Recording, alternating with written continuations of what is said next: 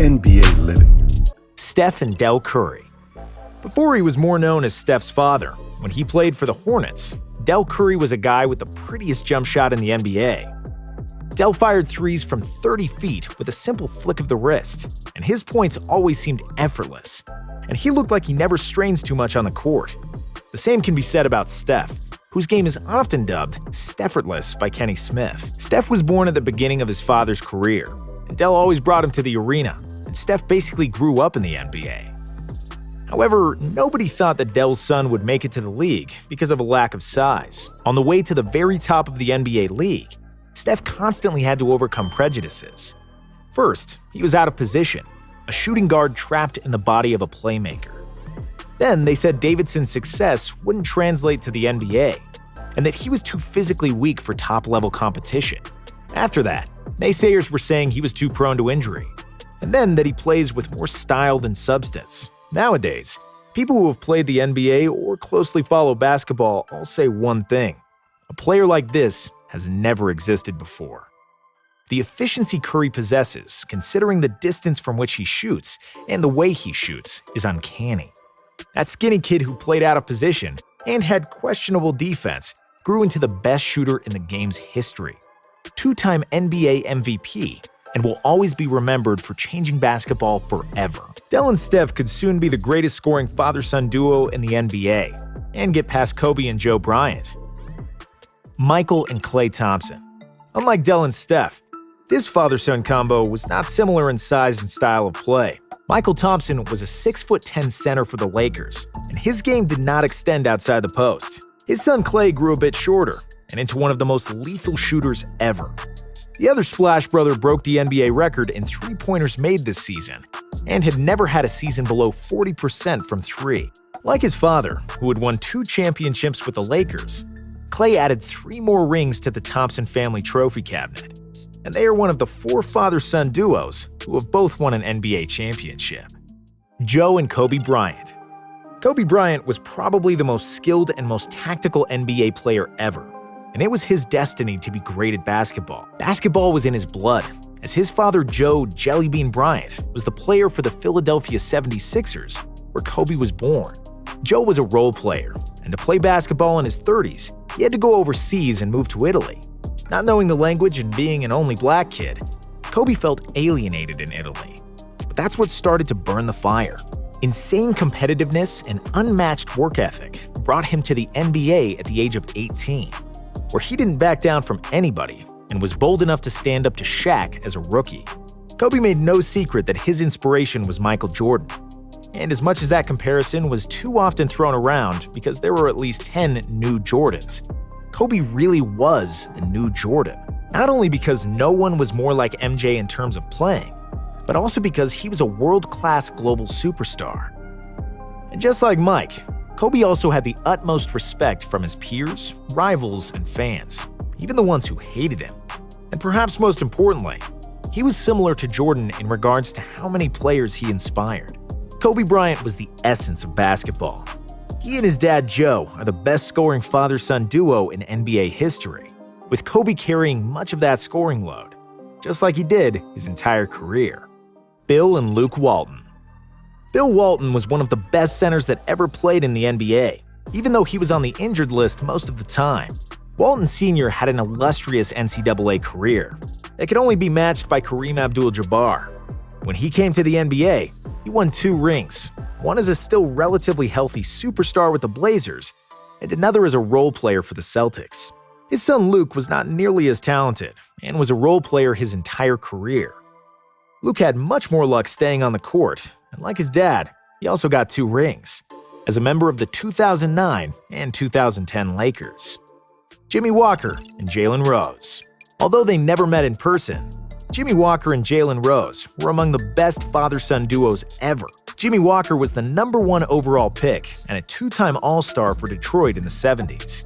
And that's where he met Gene Rose and became a father of Jalen. He decided not to be in the boy's life, which left a burning desire in young Jalen, who wanted to do anything in his power to become an NBA player like his dad and prove him wrong for leaving him and his mother.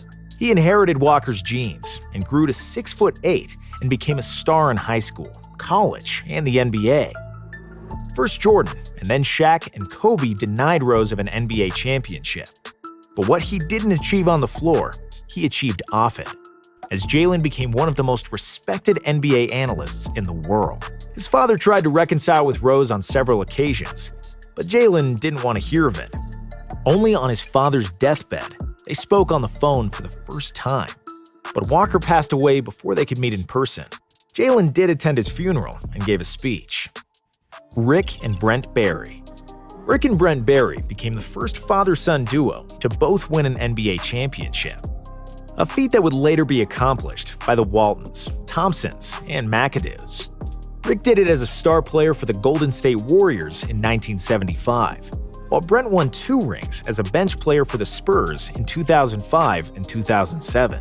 Rick was a high-scoring forward with one of the weirdest free throw shooting forms ever. It was unusual, but effective, as Rick led the league in free throw percentage 6 times with his underhand shot. He was also a scoring champion and an 8-time NBA All-Star. Brent Barry's career is much less trophied, but he did win a dunk contest back in 1996, and the trophy now serves him as a bowl for chips, which is pretty fly for a white guy. Tim Hardaway Jr. and Sr. Tim Hardaway gave his son his name, and while Jr. is a decent player in his own regard, he still hasn't reached the stardom of his father. Tim Hardaway Sr. was one of the best NBA guards in the 90s, with 5 All-Star appearances and countless broken ankles. Hardaway was most famous for his quick crossover, one of the deadliest dribble moves in NBA history. He was also a member of one of the most memorable Big Threes of that era, the infamous run TMC, which featured him, Mitch Richmond, and Chris Mullin. Hardaway Jr. came to the NBA as a highly touted prospect, and while he did show glimpses of star potential, it never fully materialized. However, Tim Jr. is now playing better than ever for the Mavs, and has turned into a very good 3-and-D player, which is one of the most wanted skills in modern basketball. Stan and Kevin Love. Stan Love was an NBA power forward standing at 6'10", just like his much more famous son Kevin. Stan's 4-year stint in the NBA was not as successful as his son's, and he averaged a modest 6 points and 4 rebounds per game in the early 70s, as a member of the Baltimore Bullets and then the Lakers. His son had eclipsed his output pretty early. A standout college player for UCLA, Kevin needed just 1 season to adjust to the NBA, and he soon became one of the best power forwards in basketball.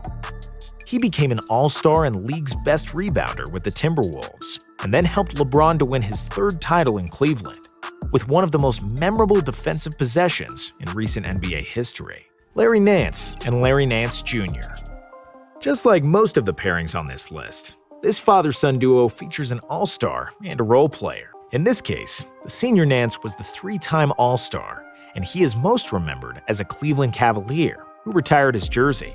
After his son Larry Nance Jr. got traded to Cleveland in 2016, the Cavs unretired the number 22, but only for the junior to wear it. With a few memorable dunks that showcase the full wrath of the Nance family athleticism, Larry Jr. became a new fan favorite in Cleveland. He's not anywhere near his dad in terms of dominance on the court, but is still a quality role player that could play for years in Cleveland and keep the jersey unretired for quite some time.